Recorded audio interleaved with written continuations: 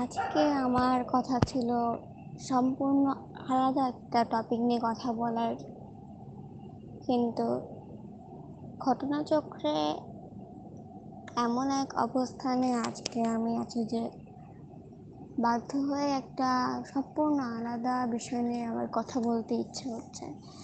আর আমার মনে হয় আমার ইচ্ছাকে প্রাধান্য দেওয়াটা জরুরি। আজকে সম্ভবত পূর্ণিমার কয়েকদিন পর দিন, আর আজকেও ইলেকট্রিসিটি নাই স্বভাবতই। মাথার উপরে চাঁদ আজকে অপেক্ষাকৃত উজ্জ্বল দিন। যে বিষয়টা নিয়ে কথা বলতে চাচ্ছি সেটা it's about grief and how to handle grief. Recently, a close friend of mine has lost his mother, and it's been really hard for him. And we always used to talk about how his mother is feeling, and we talk about things about how his mother was a lover of his father and stuff, those kind of stuff. আমরা অনেক কথা বলতাম। আর ওর আম্মুর স্বাস্থ্য অবস্থা যখন থেকে আমার ওর সাথে পরিচয় তখন থেকে একটু খারাপের দিকে ছিল, যার কারণে ওকে প্রায় শুনতে হতো যে অন্যদের কাছ থেকে যে এইটুকু বয়সে তো রেসপন্সিবিলিটি নিতে হচ্ছে, বা আম্মুর অসুস্থতার কারণে একটা আফসোস দেখাইতো আশেপাশের মানুষ, যা আমার ধারণার পছন্দ ছিল না। অনেক সময় হয় না, কেউ যদি কোনো কারণে ডিসেবল হয় বা অন্যান্য কারণে, ধরেন কেউ প্রতিবন্ধী, তো অনেক সময় দেখা যায় যে আশেপাশের মানুষরা চায় যে সেই প্রতিবন্ধী দেখে তাকে আলাদা একটা এক্সট্রা যেন সুযোগ পায়, কিন্তু হয়তো বা সেই প্রতিবন্ধী ব্যক্তিটা চায় যে সে নিজের যোগ্যতা অনুসারে সে ভালো করুক, অন্যের দয়া মায়ার কারণে বা সে প্রতিবন্ধী বলে সে সুবিধা না পাক। এরকম অনেক সময় দেখা যায় যে তারা চায় না। সে কারণে হয়তো বা এরকম হতে পারে, যারা অসুস্থ হয় তারা সবসময় একটা গিল্টে ভোগে যে তার অসুস্থতার কারণে আশেপাশের মানুষের জীবনে এফেক্ট ফেলতেছে। যেমন আমার বন্ধুর ক্ষেত্রে, সে স্কুলে যেতে পারতো না অনেক সময়, স্কুলে মিস দিত সে, এবং সবাই প্রায় জানতো, যারা যারা ওকে চেনে, যে এমনি অসুস্থ। কিন্তু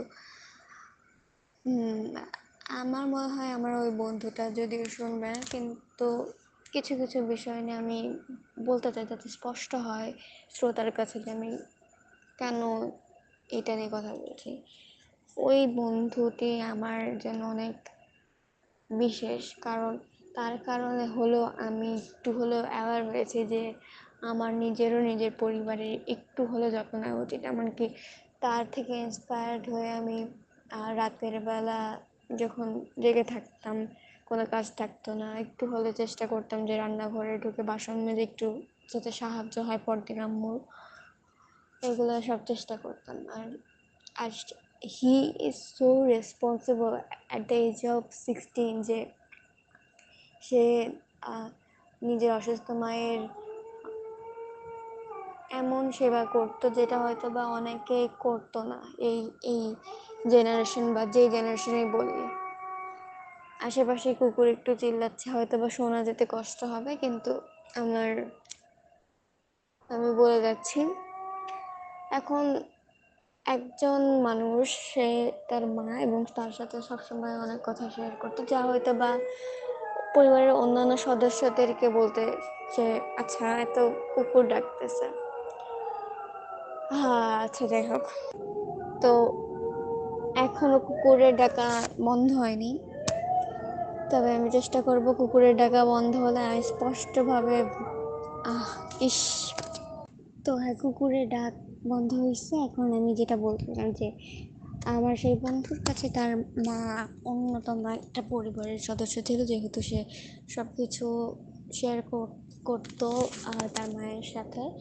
তো এটা একটা ব্যাপার যে সে জীবনের 16টা বছর যে ব্যক্তির সাথে কাটিয়েছে, যার সাথে সব কিছু শেয়ার করেছে, এবং যেহেতু তার মা একটা আলাদা রকমের আন্ডারস্ট্যান্ডিং হয়তো বা তার সাথে ছিল, এবং হুট করে তিনি এতটাই অসুস্থ হয়ে পড়েন। তিনি এর আগে অসুস্থ ছিলেন, কিন্তু হুট করে তার সম্ভবত রক্ত নিয়ে কোনো একটা কমপ্লিকেশন হয়েছিল। রক্ত হয়তো বা ভালো মতো ক্রস ম্যাচিং করা হয়নি বা এরকম কিছু। তো যাই হোক, যে কারণেই হোক, তিনি হুট করে 16 বছরের একজনকে ছেড়ে চলে গেলেন। আমার মনে হয় যদি আমি এটা অপটিমিস্টিক দিক থেকে দেখি, তাহলে একদিক থেকে it's better because he will learn to cope with it at an early age, and maybe he should be grateful because she should have died before him turning a teenager or something. তো সেই অন্তত কিছুটা হলেও guidance পেয়েছে teenage ইয়ার্সে মায়ের কাছ থেকে, সেটা হয়তো বা একটু আমাদের লাইমলাইটে নিয়ে আসা উচিত। And it's not always sad, but অবশ্যই এটা অবশ্য একটা দুঃখজনক ঘটনা, কিন্তু তারপরেও আমি কেন জানি এটার ভালো দিকগুলো একটু তুলে ধরার চেষ্টা করতেছি। যদিও হয়তো বা আমার বন্ধুটা শুনবে না, তবে সে শুনলে হয়তো বা অনেকাংশে ব্যথিত হবে যে আমি একটা মৃত্যুর ভালো দিকগুলো বের করার চেষ্টা করতেছি।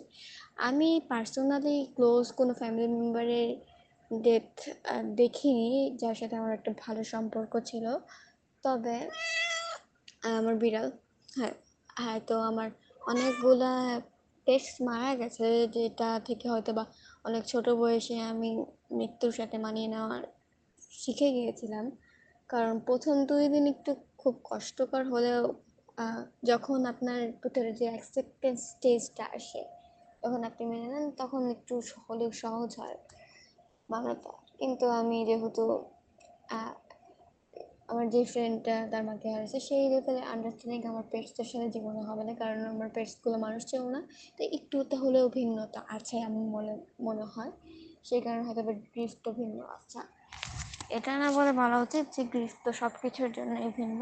হয়তো বা আমি পাখি হারিয়েছি দেখে আমার গ্রিফটা আলাদা রকমের, আর আমার বন্ধু তার মাকে হারিয়েছে দেখে সেই গিফটটা আবার আরও আলাদা রকমের।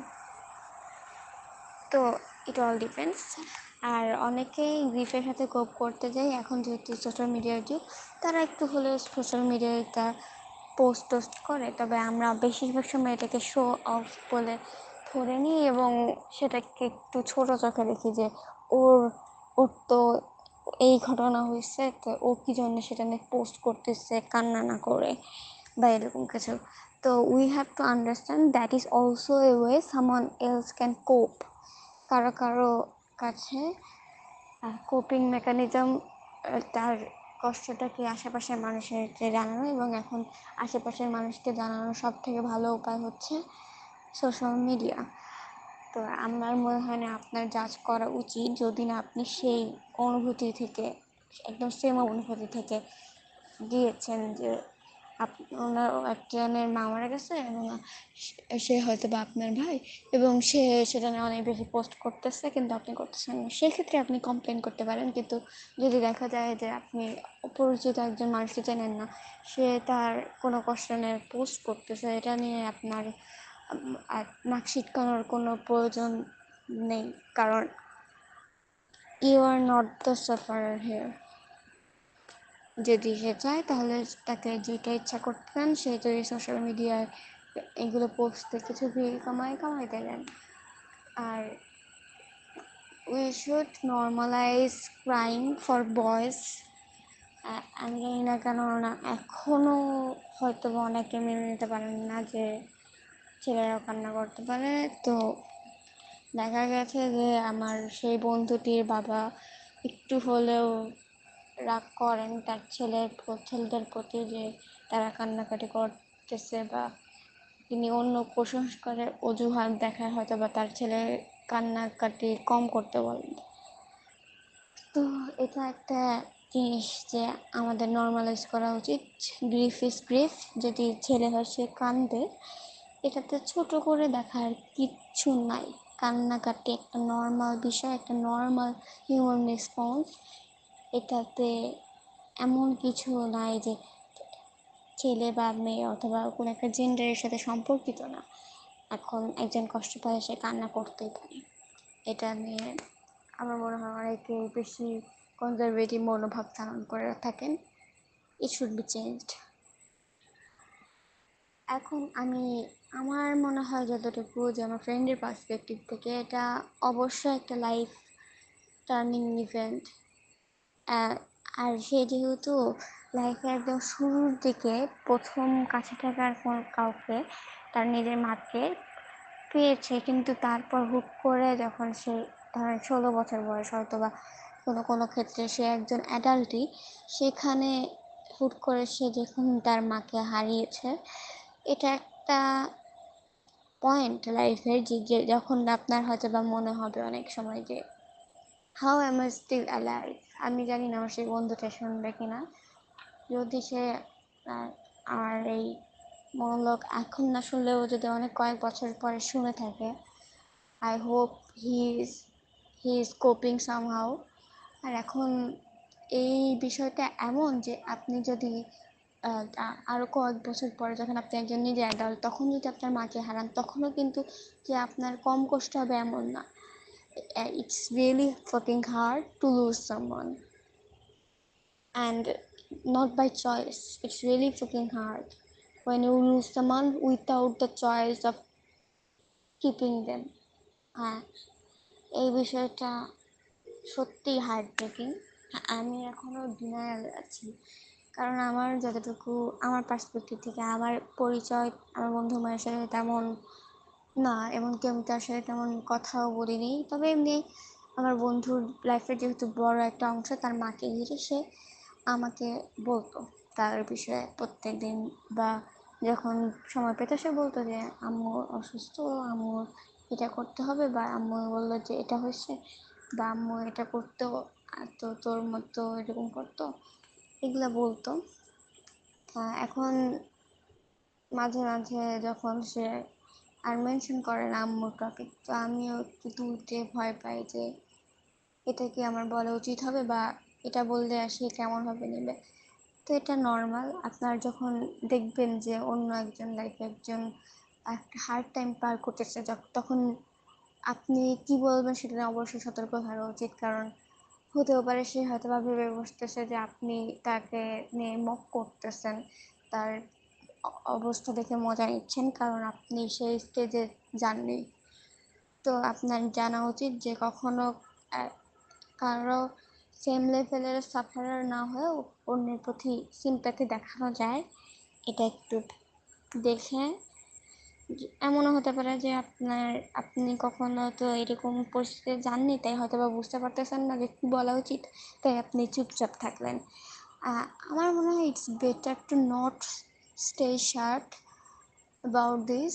কারণ আপনি যদি কিছু একটা উল্টাপাল্টাও বলে ফেলেন, অ্যাটলিস্ট বিইং দেয়ার। আর যদি সব থেকে বেটার, আপনি সেখানে গেলেন, কিছুই বললেন না, এমনি সাইলেন্ট থাকলেন, কিন্তু তার সাথে থাকলেন, এটাই অনেক বড় একটা ব্যাপার একজন গ্রিফে যাওয়া মানুষের সাথে। তো লাইফের আর্লি লেভেলে যখন একজন তার মাকে হারায়, বিশেষ করে একজন ছেলে যদি তার মাকে হারায়,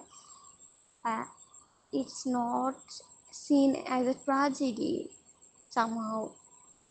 বিশেষ করে আমার সেই বন্ধুটি এখন, তার মায়ের মৃত্যুর হয়তো বা 1 সপ্তাহ হয়ে গেল, 10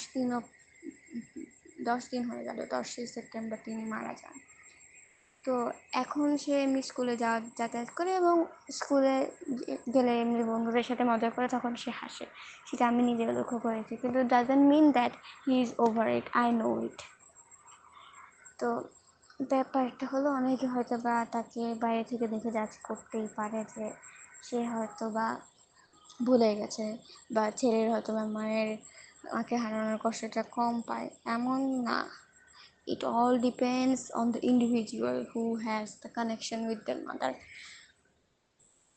সেটা এখানে অনেকগুলো জেন্ডারের কথা উঠলো।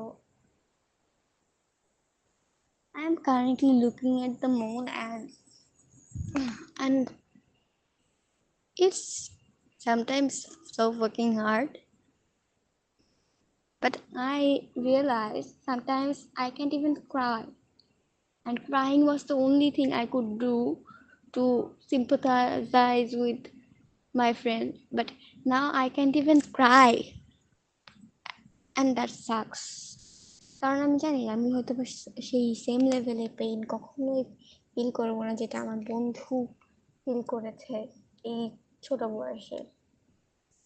হয়তো বা আমার আমার বাবা মাও হতে পারে কখনো বা মারা যাবে, কিন্তু সেটা লাইফের অনেক পরে গিয়ে হলেও তো এখানে একটা ইমব্যালেন্স যে আমি হয়তো বা সেই সেম ট্র্যাজেডিটা অনুভব করিনি, তাই I'm having some really dark thoughts like I should end my life and make that a tragedy, কিন্তু আমার মনে হয় না এটা it will be the right thing to do because I don't want that friend to suffer again. Basically I am like the only female friend he has, and I don't want him to suffer because he does not have a mother figure now. He came to visit me and it was so nice. Even though he went through all of this stuff, all of these shitty events, he still smiled at me and I smiled back. And it really makes me think that he is he is like really good friend of mine. And yes, I am look for planning to marrying him in future because I kind of like him and he is like the most close male individual after my family, and I really like him. And it's really hard that I can't even help him during these hard times. I can't even go to visit him because I don't even have the permission. And when he called me after that incident, I was kind of afraid that what will I say and what to say. And suddenly his father also talked to me, but he maybe thought that we were flirting, and he asked me what was my relation with the friend, and it was kind of weird because I was just trying to console him, not trying to be his girlfriend or something. I was just trying to console him, and it was kind of weird.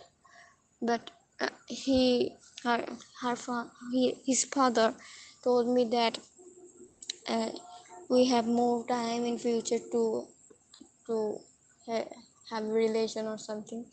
So he was talking about love and stuff, and but I think he forgot that uh, I was just calling him to be a better friend because he just lost his mother. And uh, and I don't blame the father. He might be having some problems because he also lost his wife of many years, and he also lost the person he fell in love with many years ago. Yeah.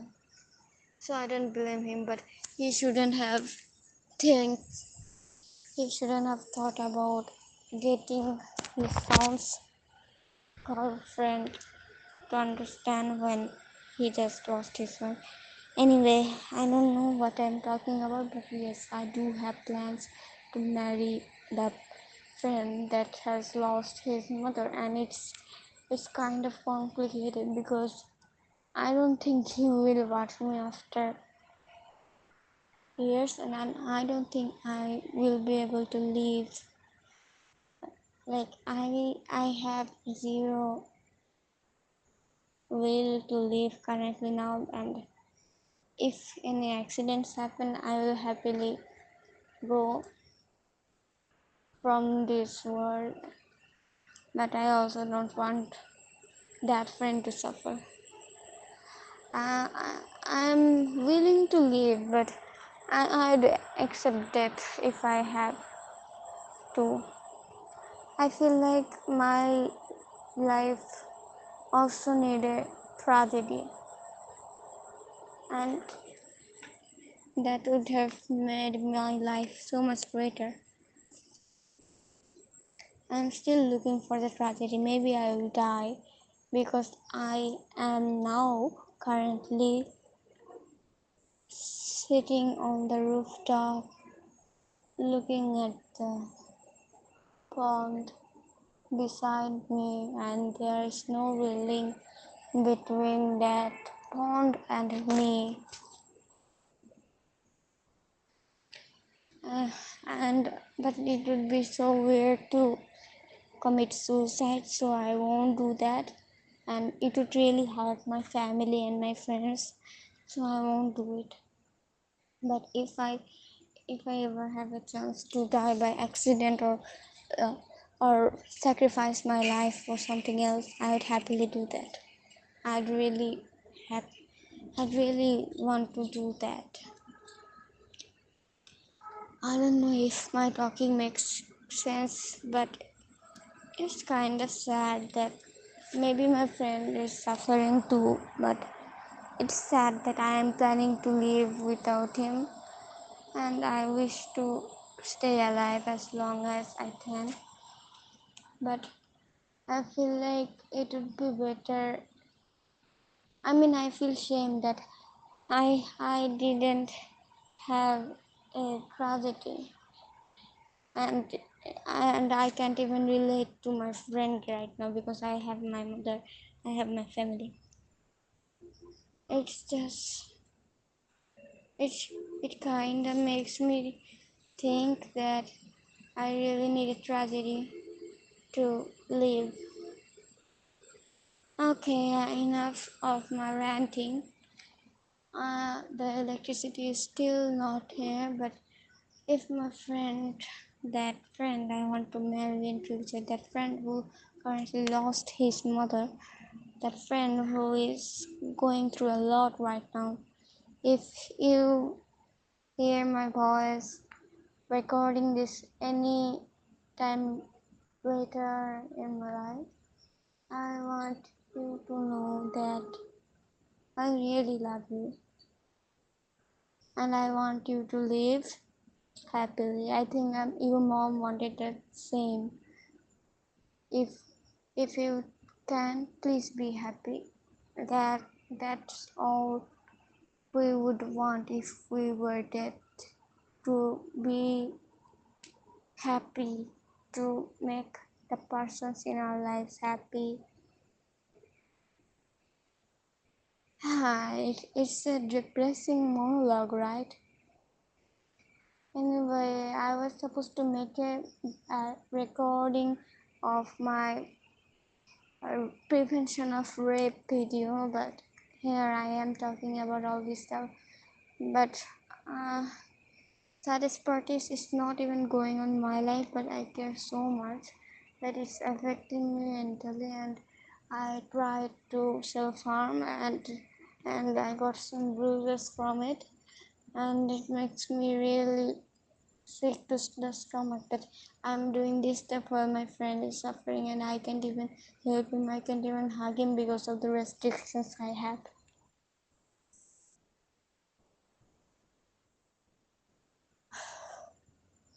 My cat is playing. I just wish that friend is happy in the future, and if I'm ever hearing this monologue, I wish that maybe I can help that friend to be a better person without his mother, and I hope I'm a mother figure, good mother figure to him. I love him so much. Even though it's complicated what love should be and what love should mean to people, but I think I love him, and I wish he knew that. And I think his mother, loves him too now too, and I wish I don't kill myself, and that will be so hard for that friend. Losing all the mother figures, all the female figures in his life would be very sad and depressing for him, and also my family would be hurt, my friends would be hurt. So I won't do that, I hope. Anyway, the electricity hasn't come yet. Goodbye. I hope this video is heard.